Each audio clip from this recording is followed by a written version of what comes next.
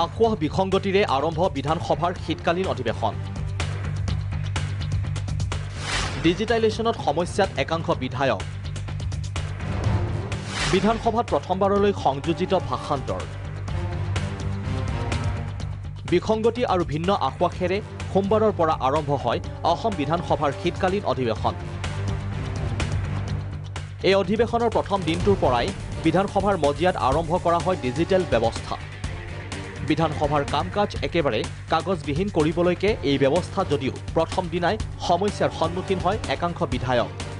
বিশেষকৈ প্ৰশ্নোত্তৰ কপি এইবাৰ কোনো বিধায়কৰ টেবুলৰ সন্মুখত ৰখা নাই। এই ক্ষেত্ৰত অসন্তুষ্ট বিধায়ক ৰকিবুল হুছেইনৰ অধ্যক্ষ বিশ্বজিৎ দৈমাৰীৰ প্ৰতি প্ৰশ্ন, কিয় আগতেই কোৱা নাছিল এই বিষয়ত? আমি সদনত বহু দিনৰ পিছত আহিছো, এই কথাখিনি আগতে কৈ দিলে আমি সেই ধৰণে প্ৰিপেয়াৰ হৈ আহিলোহেঁতেন। মাননীয় মন্ত্ৰী ডাঙৰীয়াই ক'লে যে কুৱেশ্যনৰ উত্তৰবিলাক সদনৰ মজিয়াত দিয়া হৈছে। এতিয়া মজিয়া কোনটো, আমাৰ এই টেবুলখন নে বাহিৰৰ টেবুলখন? এতিয়া এইবাৰ আমাৰ ইয়াত অহা নাই। মই ভাবো যে এইবাৰ আপুনি ইয়াত দি দিব। টেবুলত যদি নাপায় সদনৰ মজিয়াত কুৱেশ্যন আছে, এই কথাখিনি ক্লিয়াৰ কৰি দিয়ক। ৰকিবুলৰ জবাবদিহিৰ পিছতে সদনত নতুনত্ব অনাৰ বিষয়ে বিধায়কসকলক জনায় অধ্যক্ষ দৈমাৰীয়ে। এই বিধানসভাটো লাহে লাহে আমি ইম্প্ৰুভ কৰিব লাগিব আৰু দেশখনত এতিয়া পেপাৰলেছ ফালে আগবাঢ়িব লাগে বুলি কৈছে। ডিজিটেল ইণ্ডিয়াৰ কথাটো কোৱা হৈছে। আমি ইয়াত চেষ্টা কৰিছো আৰু সেইকাৰণে মই কৈছো না আপোনালোকৰ এক্সপিৰিয়েঞ্চ আছে না আমাৰ বিষয়াসকলৰ এক্সপিৰিয়েঞ্চ আছে। আমি নতুন কাম এতিয়া আৰম্ভ কৰিছো। আৰম্ভ কৰাত কিছুমান বিসংগতি থাকি যাব। এইবাৰৰ পৰা অভ্যাসটো হওক বুলিয়ে তাতে ৰখা হৈছে। জনোৱাও হৈ থাকিছিল চবকে। মই আজি আপোনালোকক অনুৰোধ কৰিছো, আজি সেইটো কিবা কৰক। মই যি এনচাৰ আছে সেইটো টেবলে বিতৰণ কৰি দিয়ক। বিধানসভাত সংযোজিত হ'ল ভাষান্তৰ ব্যৱস্থা। ইণ্টাৰপ্ৰিটেশ্যনৰ ব্যৱস্থা লোৱা হৈছে। গতিকে ইয়াত চবকে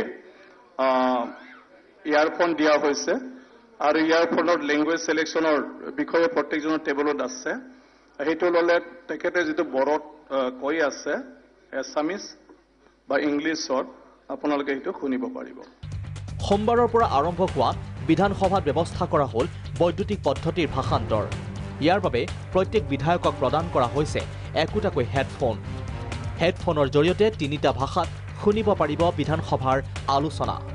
হেডফোন নম্বৰ টিপিলে ১ নম্বৰত বড়ো ভাষা, ২ নম্বৰত অসমীয়া ভাষা আৰু ৩ নম্বৰত ইংৰাজী ভাষা। অৱশ্যে আৰম্ভণিতে সমস্যাও হয় বহু।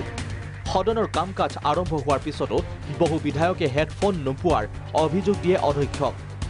বড়ো ভাষাত প্ৰথম প্ৰশ্নৰে বিধায়ক লৰেন্স ইজলাৰীয়ে কথা কৈ থকা সময়ত অসমীয়া অনুবাদ ভাল নোহোৱাৰ অভিযোগ বিজেপিৰ বিধায়ক মানৱ ডেকাৰ। তেওঁ ভাল অনুবাদকক নিযুক্তি দিবলৈ অধ্যক্ষক অনুৰোধ জনায়। সন্মানীয় সদনক অৱগত কৰিব খুজিছো, এইবাৰৰ পৰা আমি ইণ্টাৰপ্ৰিটেশ্যনৰ ব্যৱস্থাটো আৰম্ভ কৰিছো। ইয়াত খুঁটিনাটি ইণ্টাৰপ্ৰেটৰ কৰা মানুহখিনিও নতুন এক্সপিৰিয়েঞ্চ, বিধানসভাৰ সকলো বিষয়াৰ কাৰণেও নতুন এক্সপিৰিয়েঞ্চ, বিধায়ক ডাঙৰীয়াসকলৰ কাৰণেও নতুন এক্সপিৰিয়েঞ্চ। এনে বিসংগতিৰ বাবেই এইবাৰ ডিজিটেলৰ লগতে মেনুৱেল ব্যৱস্থা বাহাল ৰাখিবলৈকো অধ্যক্ষক অনুৰোধ কৰে মন্ত্ৰী পীযুষ হাজৰিকাই। এনেদৰে সোমবাৰে আৰম্ভ হয় বিধানসভাৰ শীতকালীন অধিৱেশন।